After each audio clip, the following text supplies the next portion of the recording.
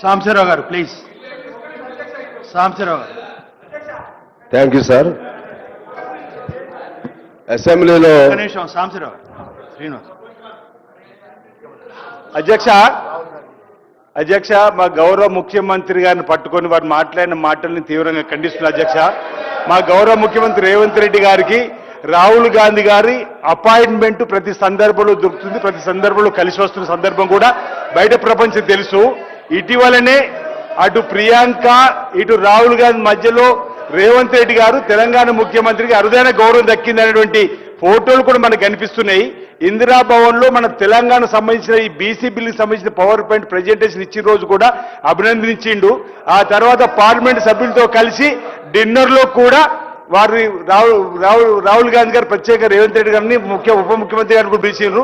తల్కతోరో స్టేడియంలో all India OBC సమావేశంలో కూడా రేవంత్ రెడ్డి గారి పనితీరును, మన రాష్ట్ర మంత్రివర్గ పనితీరును, మన కులగానికి సంబంధించి మెచ్చుకున్నాడు. దేశం మొత్తం కూడా ఈరోజు తెలంగాణ రోల్ మోడల్ అని చెప్పింది అధ్యక్ష.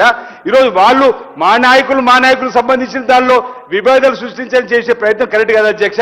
వాళ్ళు మేము 52 సార్లు మా ముఖ్యమంత్రి గారు వేయరు, 52 సార్లు మా పార్టీ మా నాయకుడు 52 సార్లు వెళ్ళింది కూడా ఈ రాష్ట్ర ప్రయోజనాలు దృష్టిలో పెట్టుకుపోయినాం. మాకు బేస్యాలు లేవు అధ్యక్ష.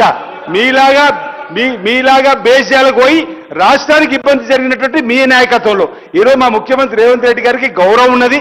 గౌరవం రాహుల్ గాంధీ దగ్గర కానీ, శ్రీమతి సోనియా గాంధీ గారి దగ్గర కానీ, మా మల్లికార్జున ఖర్గే దగ్గర కానీ, మా జాతీయ పార్టీ సందర్భం వచ్చినప్పుడు మీకు కలిసి పనిచేస్తాం, కలిసి ముందుకు పోతాం. ఈ విధంగా అనుచిత వ్యాఖ్యలు వీరు మా ముఖ్యమంత్రి రేవంత్ రెడ్డి గారు అంటేనే కళ్ళని నిప్పులు వేసుకుంటారు అధ్యక్ష. ఎందుకో మా రేవంత్ రెడ్డి గారు అంటే ఇంత ఈర్ష ద్వేషము ఎందుకో మాకు అర్థమవుతలేదు. ఈ ప్రభుత్వం వచ్చిన 3 రోజుల నుంచి కూలిపోవాలని చెప్పి 20 మాసాలు దాటింది. బ్రహ్మాండంగా మా ముఖ్యమంత్రి ఉప ముఖ్యమంత్రి మంత్రులందరూ కూడా ఈ రాష్ట్రాన్ని పరిపాలిస్తుంటే చూస్తూ లేని సందర్భం.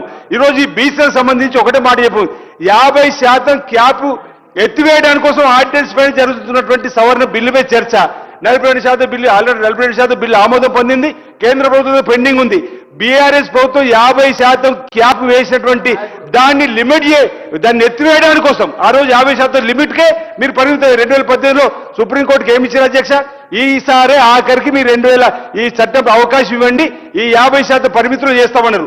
ఒకవేళ ఈసారి ఇట కులగణన జరిగి ఉండకపోతే మన డెడికేషన్ తో ప్రభుత్వం ముందుకు పోయి ఉండకపోతే ఈసారి కూడా బీసీలకు అసలు రిజర్వేషన్లు కూడా ఓడిసిన పరిస్థితి ఉండే అధ్యక్ష. ఎస్సీ ఎస్టీలతో ఓపెన్ మిగతా ఓపెన్ జనరల్ గా ఓడిసిన పరిస్థితి ఉండే. ఈరోజు కులగణన జరగడం వల్ల ఈరోజు ఈ అవకాశం వచ్చింది కాబట్టి ప్రయత్నం చేస్తున్నాం బీసీ బిడ్డ 42% రిజర్వేషన్ అని. ఇది కూడా అర్థం ఉన్నప్పటికీ ఆలోచించుకున్నప్పుడు కూడా ఈరోజు అబాండాలు వేసే ప్రయత్నం చేస్తున్నారు. ఇది సరైనది కాదనేది మీ ద్వారా తెలియజేస్తున్నారు అధ్యక్ష.